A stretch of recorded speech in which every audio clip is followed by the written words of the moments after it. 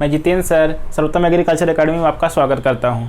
इसके पहले हम लोगों ने साइटोलॉजी, इसके पहले जो होता है हम लोग साइटोलॉजी ही पढ़ रहे थे। साइटोलॉजी में हमने बताया था कि आगे हम सब नेक्स्ट से जो होते हैं स्टार्ट करेंगे। आज हमारा साइटोलॉजी का 4th लेक्चर स्टार्ट होगा। अच्छा, जो तीसरा लेक्चर था, तीसरे लेक्चर में हम लोगों ने माइटोकॉन्ड्रिया तक पढ़ा था। ठीक, अच्छा, माइटोकॉन्ड्रिया में जो हम लोगों ने देखा था कि माइटोकॉन्ड्रिया को पावर हाउस ऑफ सेल कहते हैं। माइटोकॉन्ड्रिया में एटीपी का निर्माण होता है और कहाँ पर होता है, किस जगह पर होता है, ये सारी चीजें हम लोगों ने माइटोकॉन्ड्रिया में देख लिया था। ठीक, अच्छा, तो आज की जो लेक्चर है वो हम सब स्टार्ट करते हैं कहाँ से।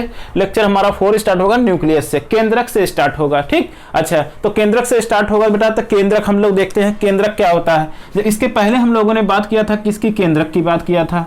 ठीक, अच्छा, तो यहां से हम लोगों ने जो बात किया था कि ये हमारी क्या थी, कोशिका भित्ति थी, कोशिका झिल्ली थी। चलो कोशिका झिल्ली ले लेते हैं। कोशिका झिल्ली थी, इसके अंदर जो हमारे पास द्रव भरे हुए थे उसे हम लोगों ने बोला था क्या, प्रोटोप्लाज्म बोला था।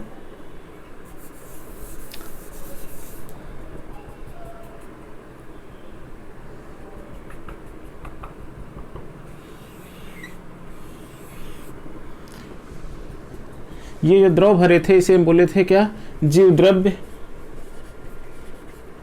दिख रहा है वहां से, दिख जाता है। हाँ, अच्छा, बीच वाले को हम लोगों ने क्या बोला था, केंद्रक बोला था।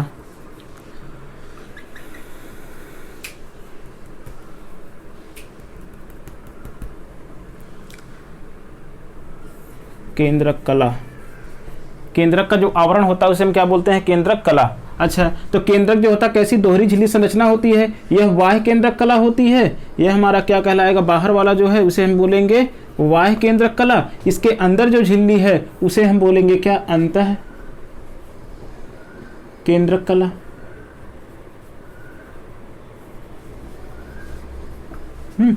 अच्छा, इसमें जो भरा हुआ लिक्विड रहता है उसे हम बोलते हैं क्या, केंद्रक द्रव्य या न्यूक्लियोप्लाज्म। न्यूक्लियोप्लाज्म में क्या क्या पाए जाते हैं, थोड़ा सा इसको हम क्या करेंगे, लार्ज करके देखेंगे। तो इसमें जो है ऐसी सी संरचनाएं पाई जाती हैं।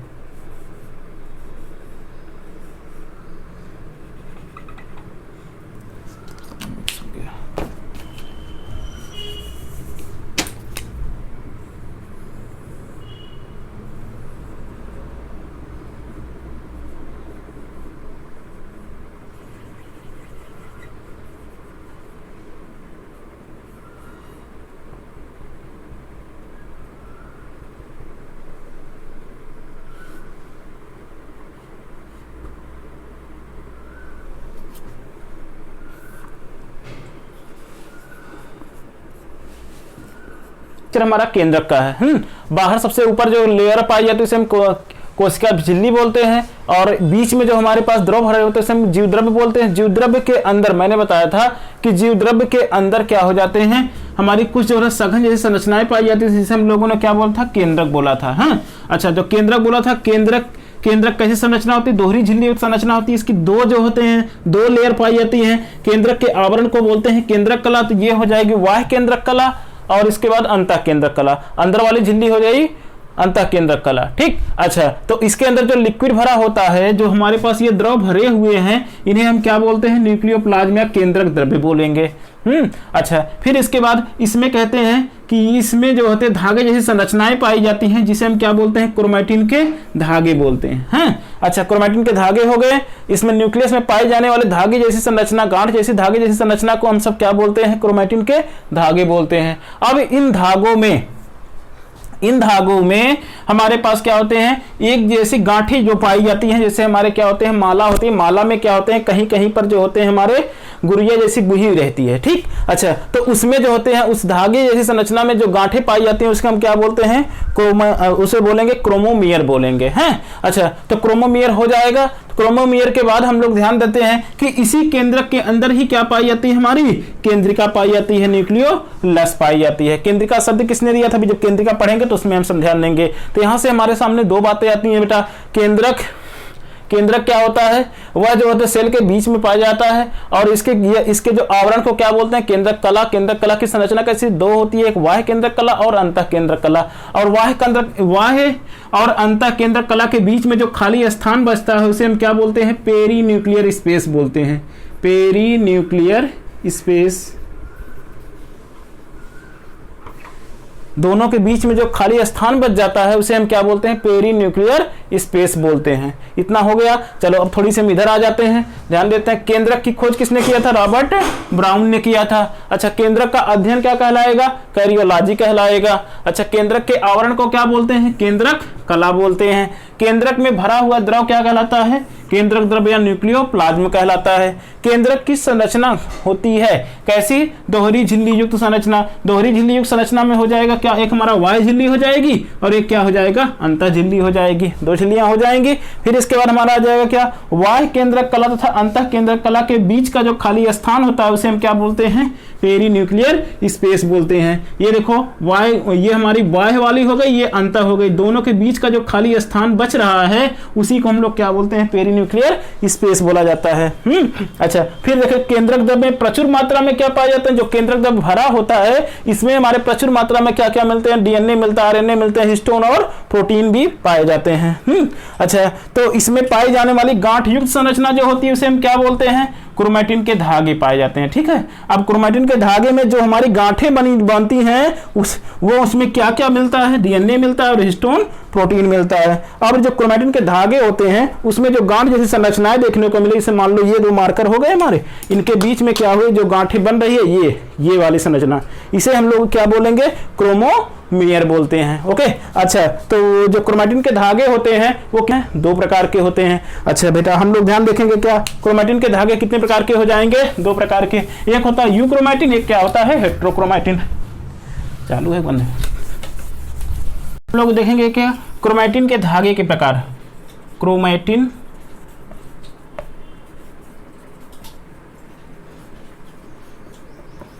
धागे के प्रकार, यह कितने प्रकार का होता है, दो प्रकार का। एक होता है हमारा यूक्रोमैटिन, दूसरा क्या होता है, heterochromatin. Euchromatin, chromatin, heterochromatin. Hetero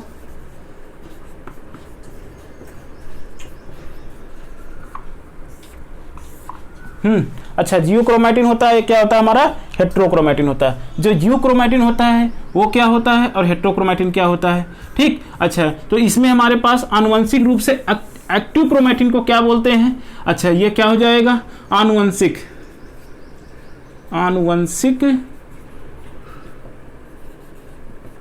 रूप से सक्रिय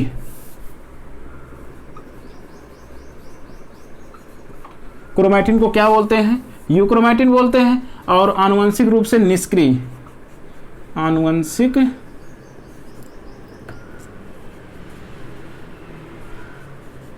रूप से निष्क्रिय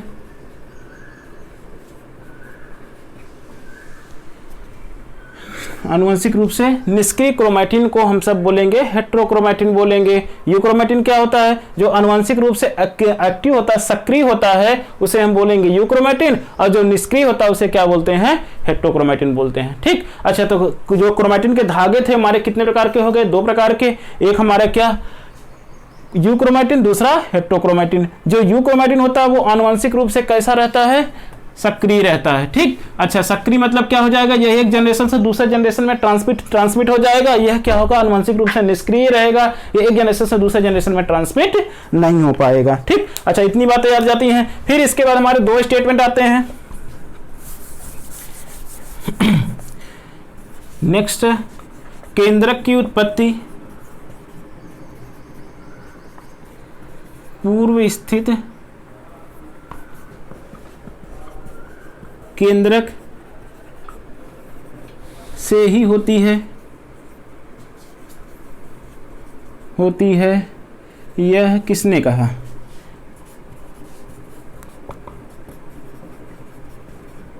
यह किसने कहा। ठीक, तो हमारे पास एक साइंटिस्ट है जिसका नाम क्या था बेटा, स्ट्रासबर्गर। स्ट्रासबर्गर ने क्या कहा था कि जो केंद्रक की उत्पत्ति होती है वह पूर्व विकसित केंद्रक से ही होती है। नेक्स्ट स्टेटमेंट आते हैं, controlling centre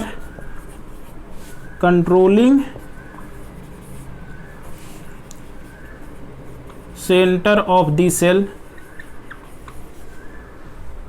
brain of the cell,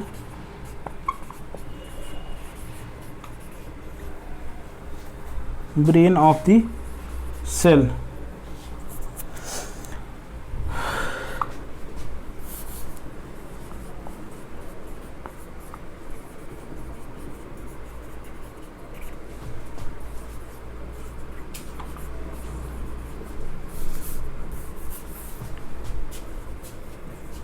किसे कहते हैं? केंद्रक को। यह किसने कहा था? यह किसने कहा? एक साइंटिस्ट थे जिनका नाम क्या था? हैमरलिंग। हैमरलिंग ने क्या कहा था कि controlling centre of the cell और इसके बाद ब्रेन ऑफ द सेल, ठीक, किसे कहते हैं? केंद्रक को ही कहते हैं। यह कहने वाले साइंटिस्ट कौन थे? हमारे हैमरलिंग ने। हैमरलिंग ने अपना प्रयोग किस पर किया था? एल्गा पर किया था। एल्गा पर, एल्गी पे किया था। वो कौन सी एल्गी थी? एस्टाबुलेरिया। ठीक, अच्छा, तो हैमरलिंग ने अपना एक्सपेरिमेंट किस पर किया था? एक एल्गा पे किया था जिसका नाम क्या था? एस्टाबुलेरिया नाम था। ठीक, अच्छा, तो हम लोग क्या करेंगे? क्रोमैटिन देखेंगे। क्रोमैटिन कितने प्रकार के? दो प्रकार के, एक यू क्रोमैटिन, दूसरा कौन सा? हेट्रोक्रोमैटिन। यू क्रोमैटिन जो होते हैं आनुवंशिक रूप से सक्रिय होते हैं, तो उन्हें हम क्या बोलते हैं? You chromatin. आनुवंशिक रूप से निष्क्रिय क्रोमैटिन को क्या बोलते हैं हम सर? हेट्रोक्रोमैटिन बोलते हैं। अच्छा, केंद्रक की उत्पत्ति पूर्व विकसित केंद्रक से ही होती है। या कहने वाले साइंटिस्ट कौन थे? स्ट्रासबर्गर थे। Controlling centre of the cell, brain of the cell किसे कहते हैं हम सब? केंद्रक को ही कहते हैं। ठीक, यह किसने कहा था? हैमरलिंग ने कहा था। और इन्होंने किस पर जो होते हैं अपना एक्सपेरिमेंट किया था, जिसका नाम क्या था? एस्टाबुलेरिया था। ठीक, अच्छा बेटा, ये हमारा केंद्रक समझ में आ गया। ठीक, केंद्रक के आवरण को क्या कहेंगे? केंद्रिका कहेंगे। और केंद्रक में कितनी झिल्लियां पाई जाती हैं? 2 झिल्लियां पाई जाती हैं, एक बाह्य और अंदर, दोनों के बीच के स्पेस को पेरिन्यूक्लियर स्पेस कहेंगे। और केंद्रक के अंदर ही क्या पाई जाती है? केंद्रिका। तो हम लोग क्या करें? नेक्स्ट टॉपिक देखेंगे क्या? केंद्रिका क्या होती है। हाँ, नेक्स्ट टॉपिक हम सब देखेंगे क्या? केंद्रिका देखेंगे। हाँ, तो केंद्रिका देखेंगे। हो गया।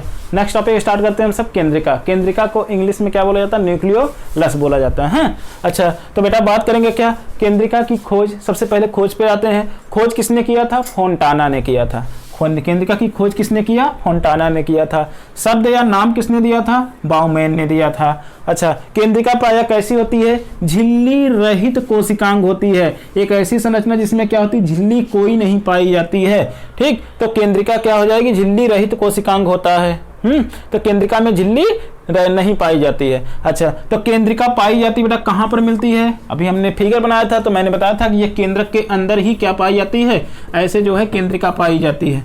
तो केंद्रक के अंदर क्या पाई जाएगी? केंद्रिका पाई जाती है। अच्छा, केंद्रिका का कार्य क्या होता है? राइबोसोम तथा आरएनए का निर्माण करना। अभी जो केंद्रिका होती है ना, वो राइबोसोम तथा आरएनए का निर्माण करती है। तो राइबोसोम का कार्य क्या होगा? प्रोटीन का निर्माण करता है। तो इसलिए जब राइबोसोम का निर्माण करती है तो इसीलिए इसे हम क्या बोलते हैं? राइबोसोमल फैक्ट्री बोलते हैं। तो कोशिका का राइबोसोमल फैक्ट्री किसे कहेंगे? केंद्रिका को कहेंगे। क्यों कहते हैं राइबोसोमल फैक्ट्री? क्योंकि ये क्या करती है? राइबोसोम तथा आरएनए का निर्माण करती है। ओके, इसलिए केंद्रिका को हम लोग क्या बोलते हैं? राइबोसोमल फैक्ट्री कहते हैं। अब हम सब क्या करेंगे? आगे नेक्स्ट टॉपिक स्टार्ट करते हैं। केंद्रिका के बाद आती है हमारी कौन सी? न्यूक्लिक एसिड आती है। तो नेक्स्ट हेडिंग पड़ जाएगी हमारी न्यूक्लिक एसिड। नेक्स्ट टॉपिक हम सब देखते हैं क्या? Nucleic acid. न्यूक्लिक एसिड बेटा हमारे पास, तो न्यूक्लिक एसिड में सबसे पहली बात यही करेंगे कि इनकी खोज किसने किया था। न्यूक्लिक एसिड की खोज हमारे फ्रेडरिक मिशनर ने किया था। अच्छा, तो फ्रेडरिक मिशनर बेटा न्यूक्लिक एसिड को क्या बोला था? न्यूक्लिन बोला था। न्यूक्लिन शब्द से किसने जो होते हैं रिप्रेजेंट किया था न्यूक्लिक एसिड को? जो फ्रेडरिक मिशनर ने खोजा था। तो खोज इन्होंने क्या किया था? न्यूक्लिक एसिड का नाम क्या दिया था? न्यूक्लिन। तो आपसे अगर पूछा जाए न्यूक्लिन शब्द किसने, न्यूक्लिक एसिड को न्यूक्लिन किसने कहा था? फ्रेडरिक मिशनर ने कहा था। ओके, अच्छा, न्यूक्लिक एसिड नाम किसने दिया था? अल्टमान ने दिया था। अच्छा, न्यूक्लिक एसिड के निर्माण की इकाई क्या कहलाती है बेटा? न्यूक्लियोटाइड या न्यूक्लियोसाइड हो सकता है। तो न्यूक्लियोटाइड और न्यूक्लियोसाइड जो होते हैं ये हमारे न्यूक्लिक एसिड के निर्माण की इकाई होती है। तो अब हम सब बात करेंगे क्या होता है न्यूक्लियोटाइड और क्या होता है न्यूक्लियोसाइड। ठीक, अच्छा, तो न्यूक्लियोसाइड की बात करते हैं और न्यूक्लियोटाइड की बात करते हैं। सबसे पहले हम बात करेंगे किसकी? न्यूक्लियोसाइड की बात करेंगे। तो हमारा क्या हो गया? न्यूक्लियोसाइड, और ये हो गया क्या? न्यूक्लियोटाइड। न्यूक्लियोसाइड और न्यूक्लियोटाइड। ठीक, अच्छा, दो बात है। तो एक हमारा क्या होगा? न्यूक्लियोसाइड। न्यूक्लियोसाइड में हमारा क्या होता है कि एक शुगर होता है प्लस नाइट्रोजनस क्षार होते हैं, नाइट्रोजनस बेस होते हैं, क्षार होते हैं। ठीक, दो ही चीज पाए जाते हैं। अगर हमारे क्या हो गया? शुगर पाया गया और plus nitrogenous base, nitrogenous base मिला, प्लस इसके बाद क्या हो जाएगा? फास्फेट ग्रुप, फास्फेट ग्रुप या फास्फोरिक एसिड।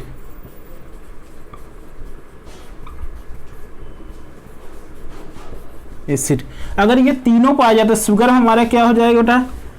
राइबोज शुगर, या हमारा ग्लूकोज हो सकता है, ग्लूकोज हो जाता है। ठीक, तो इनमें से हमारे क्या करेंगे? हम मोस्टली किसको लेते हैं शुगर में? राइबोज शुगर को ही लिया जाता है। ओके, तो न्यूक्लियोसाइड में हमारे शुगर पाए जाते हैं प्लस नाइट्रोजनस बेस, दो मिलते हैं, तो इसलिए हम इसे क्या बोलते हैं? न्यूक्लियोसाइड बोलते हैं। और न्यूक्लियोटाइड क्या होते हैं? शुगर होता है प्लस इसके बाद क्या होता है? नाइट्रोजनस बेस होते हैं हमारे। ठीक, और साथ ही साथ हमारे क्या? फास्फेट ग्रुप या फास्फोरिक एसिड लगी रहेगी, तब उसे हम लोग क्या बोलेंगे? न्यूक्लियोटाइड बोलते हैं। तो न्यूक्लिक एसिड के निर्माण की इकाई हमारी दोनों हो सकती है, या तो न्यूक्लियोटाइड हो सकती है या तो न्यूक्लियोसाइड हो सकती है। अच्छा, तो अगर न्यूक्लियोसाइड होगी तो हमारे पास क्या होगा? शुगर प्लस नाइट्रोजनस बेस सिर्फ पाया जाएगा। अगर न्यूक्लियोटाइड है तब उसमें क्या होगा? शुगर मिलेगा, ठीक, शर्करा मिलेगी, नाइट्रोजनस क्षार मिलेगा, प्लस फास्फेट ग्रुप या फास्फोरिक एसिड पाई जाएगी। तीनों मिलते हैं तब हम न्यूक्लियोटाइड बोलते हैं। तीसरे टाइड में हमारा क्या लगा देंगे?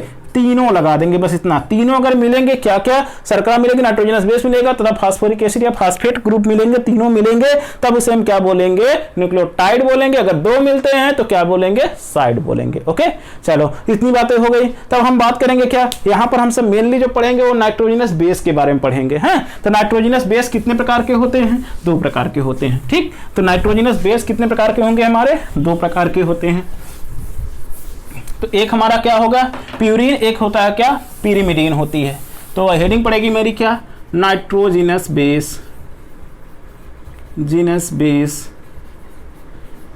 अच्छा, तो नाइट्रोजनस बेस यह बेटा कितनी प्रकार की होगी? दो प्रकार की होगी। पहला हमारा क्या होता है? पहले वाले को बोलते हैं प्यूरिन, दूसरे वाले को क्या बोलते हैं? प्यूरिमिडीन, पायरिमिडीन। प्यूरिन बोलेंगे, पायरिमिडीन बोलेंगे। ठीक, अच्छा, तो हम क्या करें बेटा? एक इसको क्या करने, जल्दी हमें याद नहीं होता है कि इनके जो होते हैं न्यूक्लियोसाइड न्यूक्लियोटाइड के जो होते हैं सेगमेंट कैसे होते हैं, तो इसको हम एक ट्रिक से याद करेंगे। कि हम बात करते हैं बेटा, गांव में एक लड़की होती है और वो उसको जो है सारे बच्चे देख करके उसे क्या करते हैं? चिढ़ाते हैं। ठीक, तो जाती है और अपने दादी से कहती है कि दादी, मुझे जो है अपने बालों की कटिंग करानी है, क्योंकि जब मैं स्कूल जाती हूँ तो सारे बच्चे कहते हैं ये दो चोटी करके आती है, इसलिए मेरी जो है मजाक उड़ाते हैं। ठीक, तो अच्छा, तो उसकी दादी जो होती है उसकी बाल को कटाने के लिए क्या तैयार होती है, तो कहती है बेटा क्या कटाओगी? तो जो लड़की होती है, लड़की का नाम क्या रहता है? पप्पी रहता है। क्या नाम रहता है उसका? पप्पी रहता है बेटा। पप्पी जाती है मार्केट में क्या कटाने के लिए? बाल कटाने के लिए। बाल कौन से कट कटवाएगी? एजी कट कटवाती है। कौन सा कट कटवाएगी? एजी कट कटवाती है। ठीक, तो हमारे पास पहला जो बेस है नाइट्रोजनस बेस में, ये फर्स्ट नंबर हमारा आता है प्यूरिन, दूसरा क्या हो जाता है? पायरिमिडीन। पी वाई का मतलब क्या होता है? पायरिमिडीन होता है। ए का मतलब होता है क्या? एडेनिन। ए का मतलब हो गया एडेनिन, और जी का मतलब क्या हो गया? ग्वाइनिन। सी का मतलब हो गया क्या बेटा? साइटोसिन। और यू का मतलब होता है यूरेसिल, और टी का मतलब क्या हो जाएगा? थाइमिडीन। तो हमारे पास देखो बात करेंगे तो प्यूरीन के कितने नाइट्रोजनस बेस होते हैं? 2 मिलते हैं। कौन कौन से? एडेनिन और ग्वानिन। तो एडेनिन ग्वानिन किसके मिलेंगे? प्यूरीन के बेस मिलते हैं। तो प्यूरीन में हमारे एडेनिन और ग्वानिन पाए जाते हैं। और साइटोसिन में हमारे पास देखो, और पायरिमिडीन में क्या क्या मिलते हैं? तीन नाइट्रोजनस बेस मिलते हैं। और इन 3 नाइट्रोजनस बेस में क्या आता है? हमारा कट आता है। कट में CUT लगा हुआ है। C से क्या होगा? साइटोसिन हो जाएगा। और U से क्या होगा? यूरेसिल होता है। और हमारे पास T से क्या हो जाएगा? थाइमिडीन हो जाएगा। तो बेटा बच्ची क्या करवाती है जा करके मार्केट में? AG कट कटवाती है। AG कट का मतलब क्या हो गया? पप्पी कौन से कट कटवाएगी? AG कट कटवाएगी। पप्पी में प्यूरिन, PU से मतलब क्या हो गया? प्यूरिन। और इसके बाद PY से मतलब क्या हो गया? पायरिमिडीन हो जाएगा। ठीक, तो प्यूरिन के कितने बेस पाए जाते हैं? हमारे 2 होते हैं, एडेनिन तथा ग्वानिन। और इसके बाद हमारे क्या हो गया? पायरिमिडीन के कितने बेस पाए जाते हैं? 3 पाए जाते हैं। तीनों का नाम क्या होता है? साइटोसिन, यूरेसिल और इसके बाद थाइमिन। 3 नाम हो जाएंगे, थाइमिडीन हो जाएगा। इतनी बात हो गई। फिर इसके बाद हम सब आते हैं बेटा क्या कि अब ये जो हमारे पास इनकी जो बॉन्डिंग होती है वो किस प्रकार से होती है? तो इनकी जो बॉन्डिंग होगी वह किस प्रकार से होगी?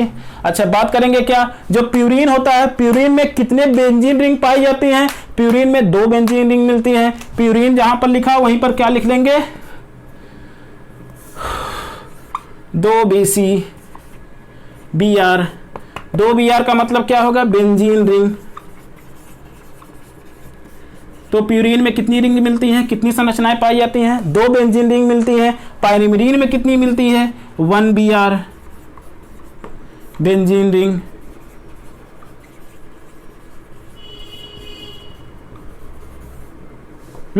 तो जहां पर पायरिमिडीन रहेगा, जितने भी पायरिमिडीन रहेंगे तो उसमें हमारे नाइट्रोजनस बेस में अगर एक बेंजीन रिंग कहीं पर दिखे संरचना में, तब वो क्या हो जाएगा? हमारा पायरिमिडीन के स्ट्रक्चर या तो यूरेसिल होगा, या तो साइटोसिन, या तो थाइमिडीन हो जाएगा। अगर हमारे पास क्या होगा? 2 बेंजीन की संरचनाएं दिख रही हैं, तो वो मतलब क्या होगा? प्यूरिन का नाइट्रोजनस बेस होगा और उसमें हमारे एडेनिन और ग्वानिन की पॉसिबिलिटी हो सकती है। ओके, तो बात करते हैं और कि हमेशा क्या होता है? एडेनिन जो होता है वो थाइमिन से जुड़ता है। एडेनिन किससे जुड़ेगा? हमारा थाइमिन से जुड़ता है। तो और ये जो नाइट्रोजनस बेस होते हैं आपस में किसके द्वारा जुड़ते हैं? हाइड्रोजन बंध के द्वारा जुड़ते हैं। तो हाइड्रोजन बंध जो जुड़ता है, तो एडेनिन के बीच में कितने हाइड्रोजन बॉन्ड? तो हम सब बात करेंगे क्या? A हमेशा किससे जुड़ता है? G से। यहाँ A हमेशा किससे जुड़ेगा? T से जुड़ता है। A हमेशा किससे जुड़ेगा? T से जुड़ेगा। और G हमेशा किससे जुड़ेगा? C से, साइटोसिन से जुड़ेगा। ओके, तो हम सब बात करते हैं बेटा बॉन्डिंग की। तो ये जो हमारे पास बॉन्ड है ना, इसे हम क्या बोलते हैं? हाइड्रोजन बॉन्ड बोलते हैं। Hydrogen bond. A और T के बीच में, एडेनिन और थाइमिन के बीच में 1 और 2 हाइड्रोजन बॉन्ड पाया जा रहा है, तो इसको हम क्या बोलेंगे? 2 हाइड्रोजन बॉन्ड बोलेंगे। और G हमेशा देखो C से किससे जुड़ी हुई है? G हमेशा C से जुड़ा है। किससे? 3 हाइड्रोजन बॉन्ड से जुड़ा हुआ है। जब 3 हाइड्रोजन बॉन्ड से जुड़ा हुआ है तो इसे हम क्या बोलेंगे? 1 2 3। तो इसमें क्या पाएंगे? 3 हाइड्रोजन बॉन्ड पाएंगे। ओके, 3 हाइड्रोजन बॉन्ड हो गया। तो G और C के बीच में कितने हाइड्रोजन बॉन्ड पाए जाएंगे? 3। और A और T के बीच में हाइड्रोजन बॉन्ड कितने पाए जाएंगे? इतना। तो 4 ग्राफ इक्वेशन बेटा आता है। एक हमारा क्या न्यूक्लिक एसिड की फ्रीक्वेंसी को मेजर करने के लिए एक हमारा रूल आता है जिसे हम 4 ग्राफ इक्वेशन या 4 ग्राफ रूल के नाम से जानते हैं। 4 ग्राफ रूल हमारा क्या कहता है कि A प्लस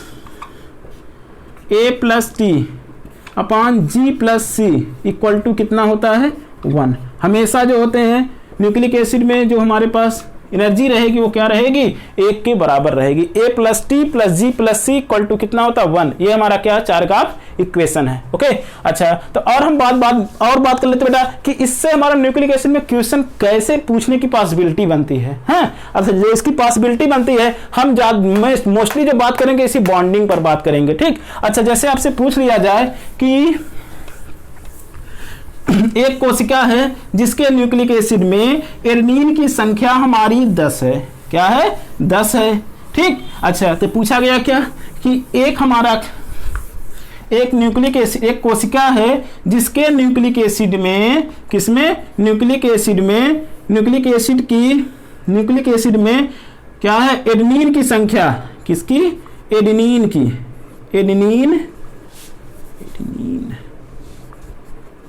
एडेनिन की संख्या कितनी है? 10 है। ओके, तो इसमें पूछ लिया गया हमें, आप क्या करो, ग्वाइनिन की या साइटोसिन की संख्या बताओ। हमसे क्या पूछा गया, ग्वाइनिन की और तथा क्या, साइटोसिन की, ग्वाइनिन तथा थायमिन की संख्या बताओ।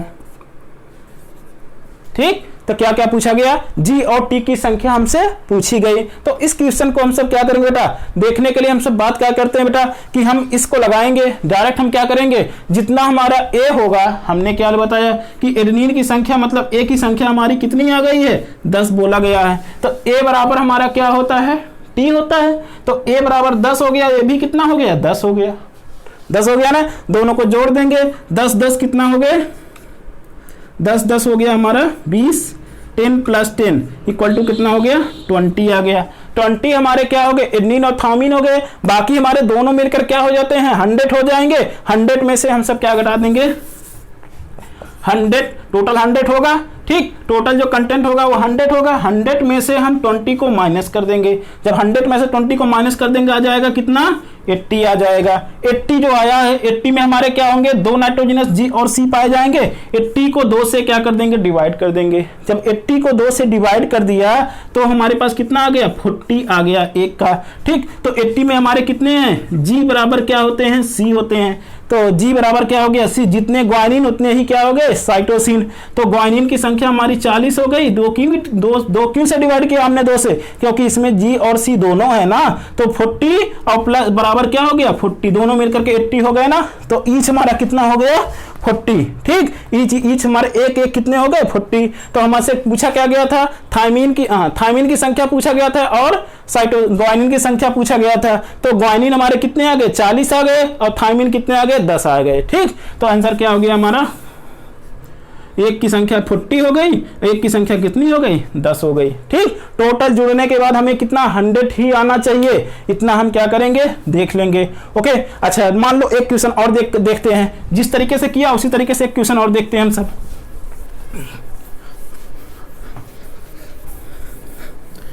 हाँ बेटा, क्वेश्चन दिया क्या कि एक कोशिका हमारी क्या है, ए है।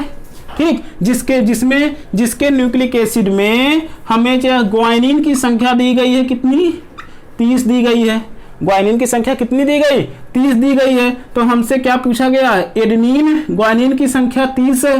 तो क्या पूछा गया हमारा, एडेनिन की संख्या, एडेनिन कितना होगा, और इसके बाद क्या पूछा गया, साइटोसिन कितना होगा। एडेनिन और साइटोसिन मतलब सी पूछा गया है। चलो देखते हैं। अब हम सब क्या करेंगे, इस क्वेश्चन को देखने के लिए सबसे पहले हम क्या करेंगे, इस रूल को फॉलो करेंगे। जी बराबर क्या होगा, सी।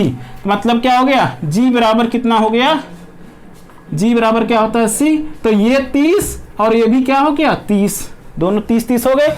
30 30 कितना हो गया, 60। ठीक, टोटल हमारा कितना, दोनों मिलकर के 60 हो गए। अब हम क्या करेंगे, 100 में से जो ये संरचना होगी उसको घटाएंगे, 60 को घटा देंगे, कितना आ गया, 40 आ गया। 40 जो आया है, 40 को क्या कर देंगे, अब 2 से डिवाइड कर देंगे। क्यों, क्योंकि दो बेस हमारे होंगे, एडेनिन और थायमिन दोनों साथ पाए जाएंगे। जब 40 से हमने डिवाइड किया, कितना आ गया, 20 आ गया। ओके, तो हमारे पास देखो संरचना मिल गई ना।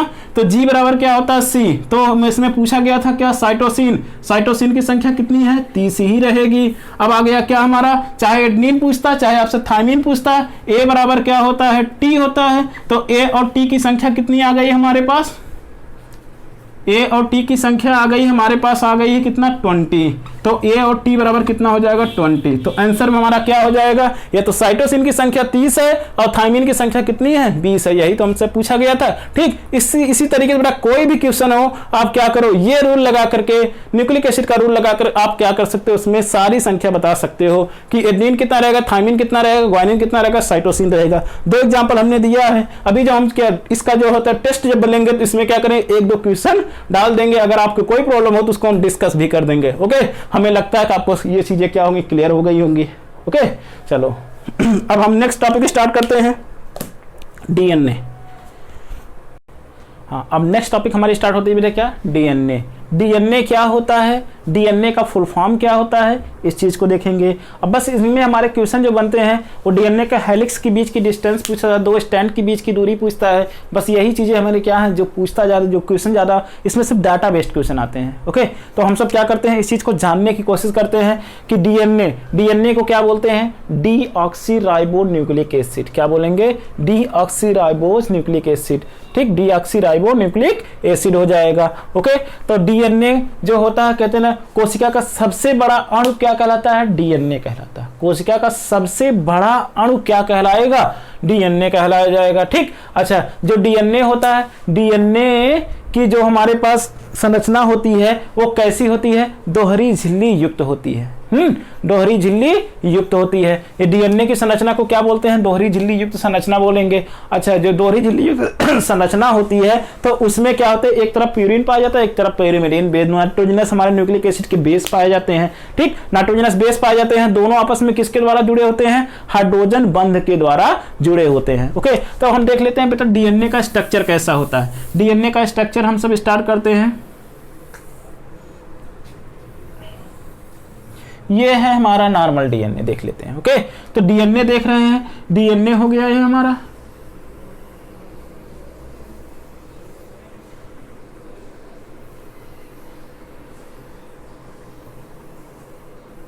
इस तरीके से डीएनए होता है। ठीक, अच्छा, तो ए हमेशा किससे जुड़ेगा, टी से जुड़ेगा, और जी हमेशा किससे जुड़ेगा, सी से जुड़ेगा।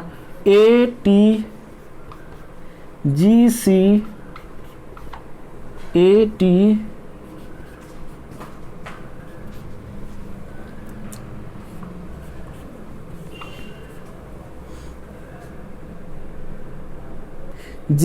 जी किससे जुड़ेगा, हमारा सी से जुड़ेगा। ठीक, यही संरचनाएं क्या होंगी देखने को मिलेंगी हमारी। ओके, अच्छा, तो अब हम बात करेंगे क्या, ये हमारा क्या है, डीएनए है बेटा। ठीक, डीएनए की संरचना होती है, ये कैसी दोहरी झिल्ली ये तो संरचना है, एक इधर एक इधर, दोनों झिल्ली क्या होती है, दोहरी झिल्ली तो कुंडलित संरचना होती है। अच्छा, डीएनए की दोहरी झिल्ली तो संरचना किसने दिया था बेटा, वाटसन और क्रिक ने दिया था। किसने दिया था, ये संरचना को किसने डिस्क्राइब किया था, वाटसन तथा क्रिक नाम के वैज्ञानिक थे, जिन्होंने क्या किया था, ये जो होते हमारे डीएनए का डबल हेलिक्स मॉडल दिया था। ओके, तो अब हम सब बात करेंगे डीएनए में जो हमारे पास दोनों जो स्ट्रैंड जुड़ते हैं किसके द्वारा जुड़ते हैं, हाइड्रोजन बॉन्ड के द्वारा जुड़ते हैं। ओके, तो देखो दोनों श्रृंखलाएं जो होती है, दो चेन है, पहली श्रृंखला द्वितीय श्रृंखला है, तो ये फर्स्ट श्रृंखला और ये क्या है, द्वितीय श्रृंखला है। दोनों आपस में किसके द्वारा जुड़ी होती हैं, हाइड्रोजन बॉन्ड के द्वारा जुड़ी होती है। ओके, तो और हम बात करेंगे क्या, डीएनए के निर्माण की इकाई क्या कहलाती है, डीएनए के निर्माण की इकाई क्या होगी बेटा, हमारा न्यूक्लियोटाइड होगा।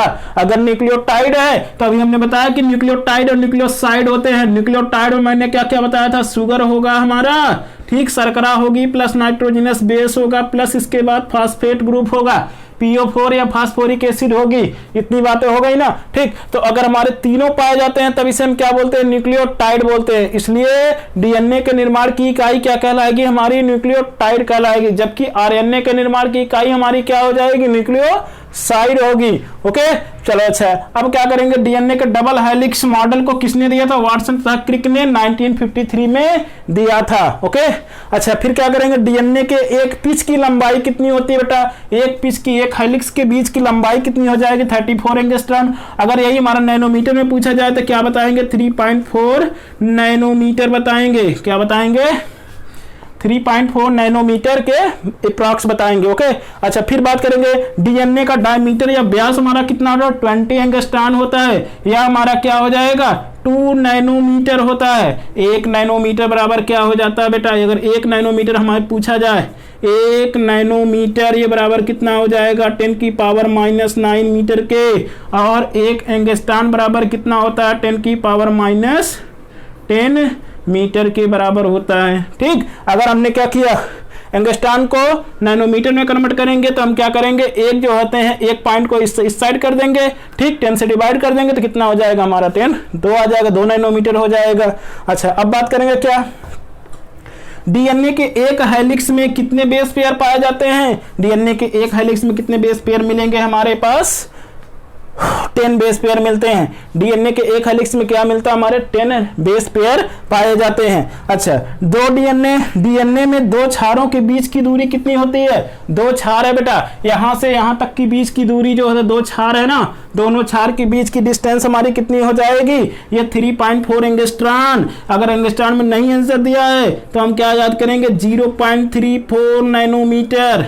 ओके, चलो तो यहां से हमारा क्या हो गया, अगर दोनों क्षार के बीच की दूरी पूछा, ये एक हेलिक्स की है, एक हेलिक्स 34 एंगस्ट्रॉन या 3.4 नैनोमीटर होती है।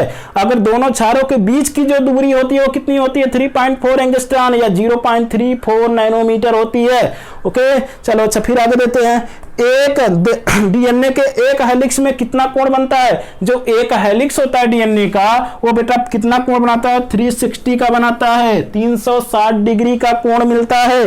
ओके, डीएनए का बैकबोन किससे बना होता है, शुगर और फास्फेट से बना होता है, शुगर और फास्फेट से बना होता है। नाइट्रोजनस बेस तो कॉमन होता है, ठीक, और इसके बाद क्या शुगर हो जाएगा, प्लस के बाद क्या हो जाएगा फास्फेट। मैंने बताया कि न्यूक्लियोटाइड होता है, न्यूक्लियोटाइड में क्या हो जाएगा, शुगर रहेगा प्लस फास्फेट रहेगा प्लस नाइट्रोजनस बेस रहेंगे। इसलिए डीएनए का जो बैकबोन बना होता है किससे बना होता है, हमारा शुगर तथा फास्फेट से मिलकर के बना होता है। ठीक, अच्छा फिर हम बात करते हैं क्या कि ए और टी के बीच हमने बात किया, ए और टी के बीच में कितने हाइड्रोजन बॉन्ड मिलते हैं, 2 हाइड्रोजन बॉन्ड पाए जाते हैं। जी और सी के बीच में कितने हाइड्रोजन बॉन्ड मिलते हैं, 3 हाइड्रोजन बॉन्ड पाए जाते हैं। ये हमारा वहां न्यूक्लिक एसिड में हम लोगों ने ये संरचना पढ़ रखी है। अच्छा, अब बात करेंगे क्या टाइप ऑफ, हमारे पास क्या टाइप ऑफ डीएनए की बात करते हैं। टाइप ऑफ डीएनए जो होता है वो कितने प्रकार के होते हैं ये देख लेते हैं।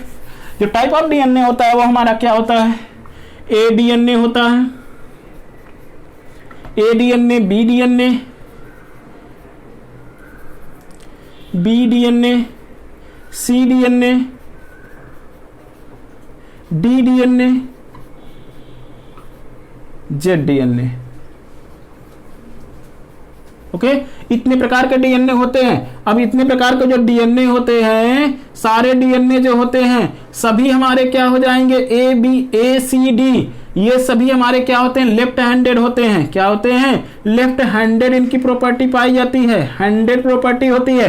लेकिन जो बी डीएनए होता है ये हमारा क्या होता है, राइट हैंडेड डीएनए बोला जाता है। राइट हैंडेड डीएनए का नाम क्या होता है, बी डीएनए होता है। और इसी को हम सब बी डीएनए को ही क्या बोला जाता है, नॉर्मल डीएनए के नाम से जानते हैं।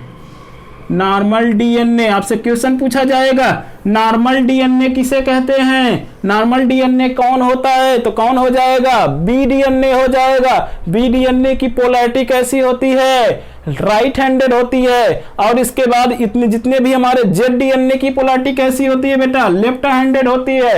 ए सी डी जितने भी हमारे पास होते हैं सभी की सभी क्या हो जाती है, लेफ्ट हैंडेड पोलैरिटी देखने को मिलती है। लेकिन एक हमारा क्या होता है, बी डीएनए होता है जिसकी राइट हैंडेड पोलैरिटी देखने को मिलती है। और साथ ही साथ इसे हम क्या बोलते हैं, नॉर्मल डीएनए के नाम से जाना जाता है। डीएनए के बारे में हमारी बेटा बेसिक इंफॉर्मेशन थी, इतनी हम क्या करेंगे देख लेंगे। अब वीडियो को पॉज करो, थोड़ा सा इसको क्या करो, लिख लो, समझ लो। अगर कोई समस्या रहे तो कमेंट बॉक्स में जाकर के हमें बता देना कि ये समस्या आ रही है डीएनए के समझने में, तब हम उसको क्या करेंगे और इजी ढंग से समझा देंगे। ठीक, अब आगे हमारी नेक्स्ट टॉपिक स्टार्ट होती है क्या, आरएनए। ठीक, अब हेडिंग हमारे हम डालते हैं क्या, आरएनए। नेक्स्ट टॉपिक हमारे देखेंगे क्या बेटा, आरएनए देखेंगे। ओके, तो आरएनए देखते हैं। तो आरएनए के बारे में थोड़ी सी जानकारी हम सब लेते हैं बेटा। तो आरएनए क्या है, आरएनए का फुल फॉर्म क्या होता है, आरएनए को क्या बोलते हैं हम सब, क्या ribose nucleic acid, nucleic acid. Okay, तो आरएनए का फुल फॉर्म क्या हो जाएगा, राइबोज न्यूक्लिक एसिड। अच्छा बेटा, बात करेंगे कि सबसे पहले जो होते हैं किसका निर्माण हुआ था, फर्स्ट जेनेटिक मटेरियल किसे कहते हैं। तो फर्स्ट जेनेटिक मटेरियल हमारा क्या होता है, फर्स्ट आनुवंशिक पदार्थ हमारा कौन होता है, आरएनए ही कहा जाता है। ओके, अच्छा तो सबसे पहले जो होते हैं, हमने जब पहली क्लास स्टार्ट किया था तो वहां पर बताया था न्यूक्लिक एसिड के बाद हमारा सबसे पहले जो बना था वो क्या बना था, आरएनए बना था। ओके, तो आरएनए में डुप्लीकेशन, आरएनए में मॉडिफाइड हो गया। जब आरएनए थोड़ा सा मॉडिफाइड हुआ तब क्या बना लिया, डीएनए बना दिया। अब डीएनए से हमारे क्या होगा, प्रोटीन मतलब सेल का निर्माण हो जाता है। अब जब प्रोटीन का निर्माण होता है, प्रोटीन से डिवीजन ऑफ लेबर, हमारे लोग सेल से टिश्यू बन गया, टिश्यू से टिश्यू सिस्टम बन गया, टिश्यू सिस्टम से आर्गन, आर्गन से ऑर्गन सिस्टम, ऑर्गन सिस्टम से हमारी होल बॉडी बन करके आ गई थी। अच्छा, इतनी बातें हो गई थी ना। अब हम सब बात करते बेटा क्या सबसे पहले जो होते हैं कौन बना था, आरएनए बना था, और फर्स्ट जेनेटिक मटेरियल हम सब क्या बोलते हैं, आरएनए को ही माना जाता है। अच्छा, तो बेटा हम सब जो होते हैं, अब इतनी बातें हो गई तो इतना हो गया। अब हम सब बात करेंगे कि जो आरएनए होता है वो कितने प्रकार का होता है। आरएनए हम सब बेसिक रूप से बात करते हैं कि आरएनए हमारा कितने प्रकार का होता है, 3 प्रकार का होता है। एक हमारा होता है राइबोसोमल आरएनए, दूसरा होता है हमारा मैसेंजर आरएनए, और तीसरा हमारा होता है टीआरएनए या ट्रांसफर आरएनए होता है। ओके, अच्छा, तो हमारे पास क्या आर फार क्या होगा, राइबोसोमल आरएनए, आरएनए बोलते हैं, स्मॉल एम आरएनए मतलब मैसेंजर आरएनए, और टीआरएनए को क्या बोलते हैं सब, ट्रांसफर आरएनए बोला जाता है। ओके, अच्छा, अब हम क्या करते हैं एक एक करके देख लेते हैं कि राइबोसोमल क्या आरएनए क्या होता है, एमआरएनए क्या होता है, और टीआरएनए क्या होता है। तो फर्स्ट हेडिंग हम सब डाल देते हैं क्या कि आरएनए, ठीक, आरएनए डालेंगे। आरएनए जो होता है, आरएनए को क्या बोलते हैं बेटा, अघुलनशील आरएनए, मतलब क्या कि इसे हम लोग क्या बोलते हैं, नॉन सॉल्युबल आरएनए बोला जाता है।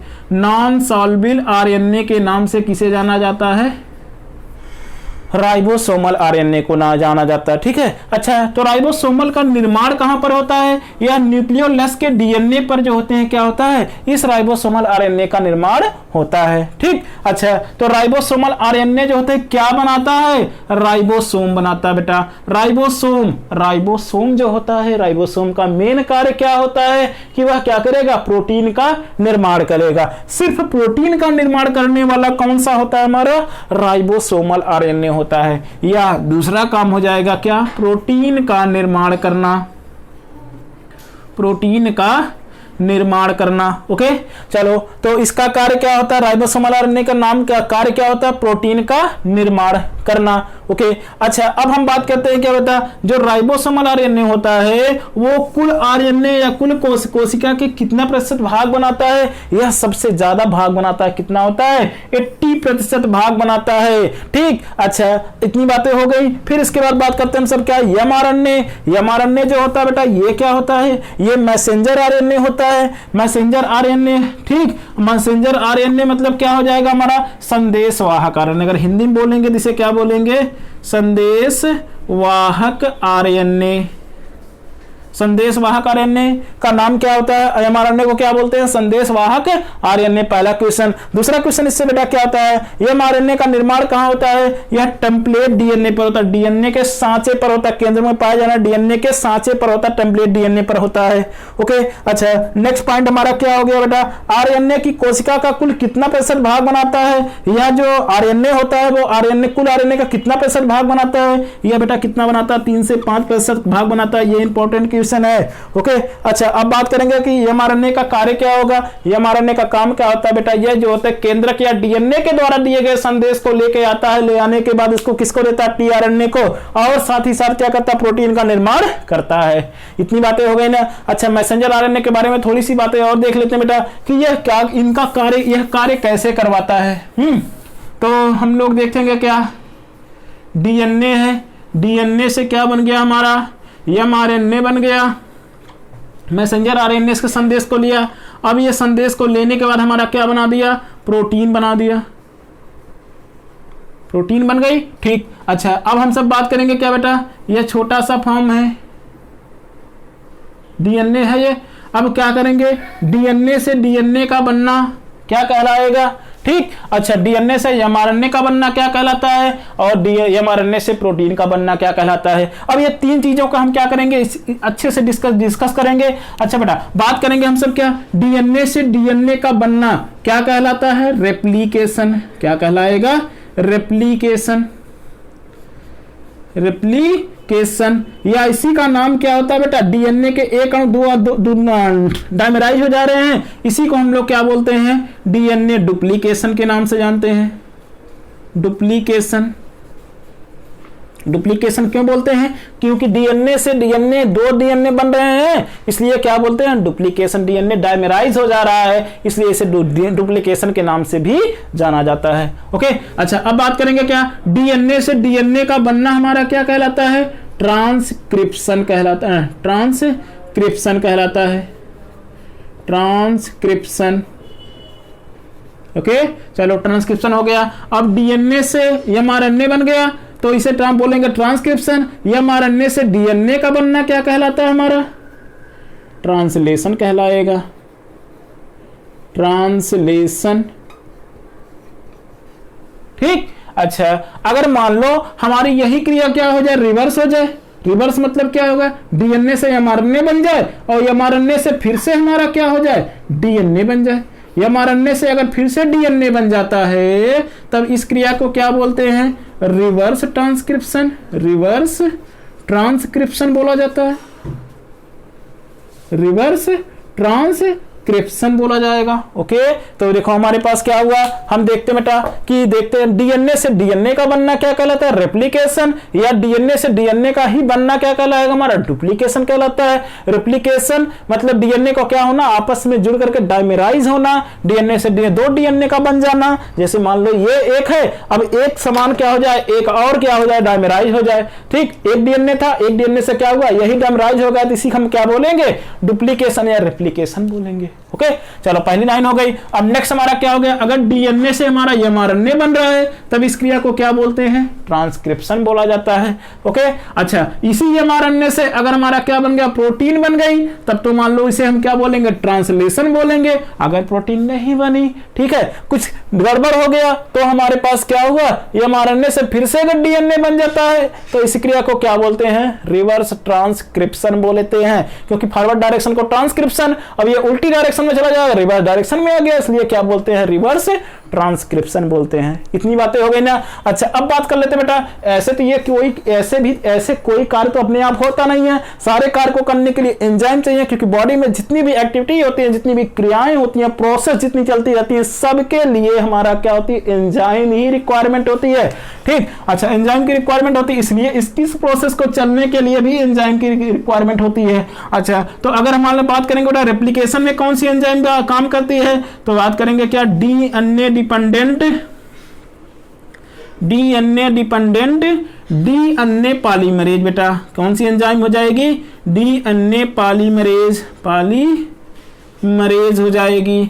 इतनी बात हो गई ना। डीएनए डिपेंडेंट पॉलीमरेज या डीएनए पॉलीमरेज ही हम याद कर लेंगे। ठीक, तो डीएनए रेप्लिकेशन में कौन सी एंजाइम काम करती है? डुप्लीकेशन में कौन सी एंजाइम क्या करती है? डीएनए डिपेंडेंट डीएनए पॉलीमरेज हो जाएगी। ओके, अच्छा यहां पर हम सब बात करेंगे ट्रांसक्रिप्शन में कौन सी एंजाइम बात करेंगे। ट्रांसक्रिप्शन में एंजाइम कौन सी कार्य करती है? तो इस प्रोसेस में देखो हमारे पास क्या हो जाएगी? डीएनए डिपेंडेंट क्या? RNA polymerase. क्योंकि क्या बन रहा है? आरएनए, तो यहां पर क्या हो जाएगा? पॉलीमरेज हो जाएगी। ओके, चलो हो गया इतना ना। DNA dependent RNA polymerase enzyme कहां पर काम करेगी? डीएनए से एमआरएनए बनने की क्रिया में काम करेगी। ओके, अब एक प्रोसेस हमारी कौन सी आती है यहां पर? ये क्या है हमारा? ट्रांसलेशन है। ट्रांसलेशन में कौन सी एंजाइम काम करेगी? ठीक है, तो इसमें भी आरएनए पॉलीमरेज काम करती है, लेकिन एंजाइम कौन सी है? आरएनए डिपेंडेंट है। क्या है? RNA dependent RNA polymerase. RNA dependent RNA polymerase ये कहां पर काम करती है? ये हमारे ट्रांसलेशन की क्रिया में काम करती है। तो तीनों एंजाइम कार्य समझ में आ गया। ठीक, अच्छा बेटा अगर एक हमारी कौन सी? रिवर्स ट्रांसक्रिप्शन में है। रिवर्स ट्रांसक्रिप्शन में कौन सी हमारी हो जाएगी? रिवर्स ट्रांसक्रिप्टेज एंजाइम काम करती है। कौन सी? रिवर्स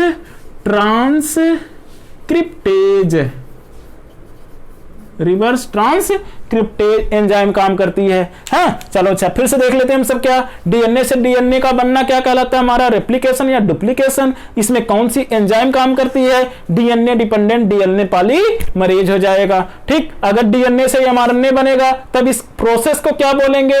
ट्रांसक्रिप्शन बोलेंगे। ट्रांसक्रिप्शन में कौन सी एंजाइम काम करेगी? डीएनए से बन रही है ना, इसलिए क्या बोलेंगे?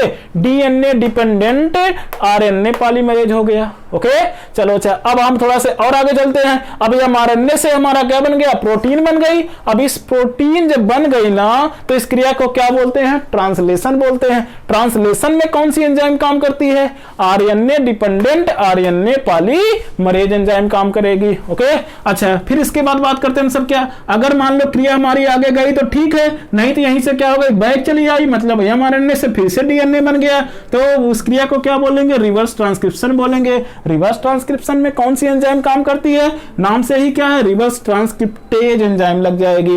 तो यहां पर कौन सी एंजाइम काम करेगी, रिवर्स ट्रांसक्रिप्टेज एंजाइम काम करेगी। बेटा ये सेगमेंट क्लियर हो गया, तो आगे चलते हैं। आगे हमारे पास नेक्स्ट टॉपिक आती है कौन सी, टीआरएनए आता है।